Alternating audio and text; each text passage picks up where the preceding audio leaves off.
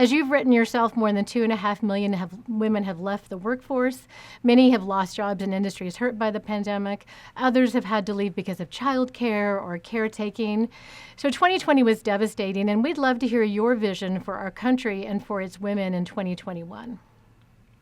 So the pandemic has been devastating to so many families, to our economy, to our children.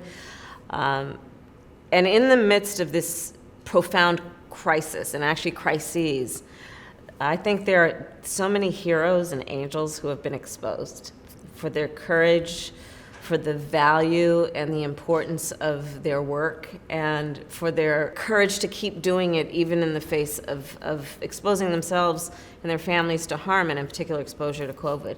I think of, in particular, how I was raised, and there are three women who had a profound impact on who I am today.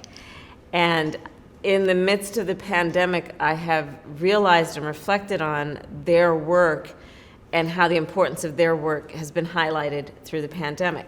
So, my first grade teacher, Mrs. Frances Wilson, attended my law school graduation. She was like every teacher I've known, invested, dedicated, convinced me and all of her students that we could be and do anything.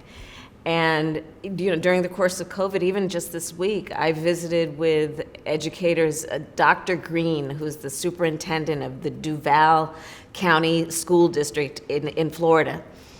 And she was describing how teachers and educators have been going to the bus stops where the school bus normally went to make sure they were there to bring food to the kids who are facing so many challenges.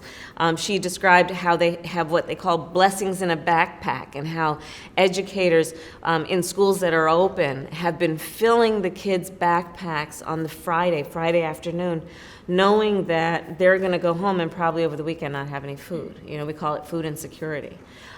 Teachers, just the heroes among us. I think about my second mother, so Miss Shelton, who lived 2 doors down from us when I was growing up.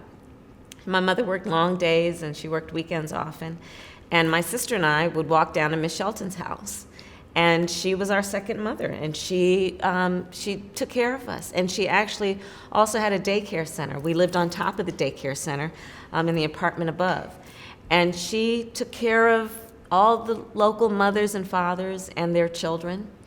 And so the importance of the caregiving economy and daycare and childcare. And that's Miss Shelton. I think about people like Dr. Kizzy Corbett, the scientist who contributed to the discovery of the vaccine that I actually took and so many of us have taken, and what these scientists have done in terms of exposing not only the seriousness of this pandemic, but developing and creating the things that will save us and save lives. And my mother was a scientist. My mother had 2 goals in her life: to raise her 2 daughters and end breast cancer. And she would actually take us to the lab with her often.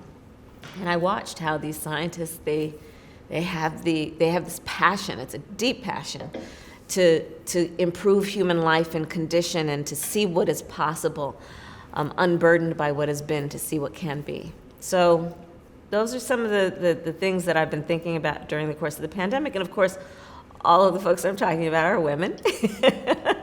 And it really highlights, I think, the work that women have historically done and the work that women are doing currently. Hey, thanks for watching. If you like this video, check out these other videos from USA Today to stay up to date with all the latest news.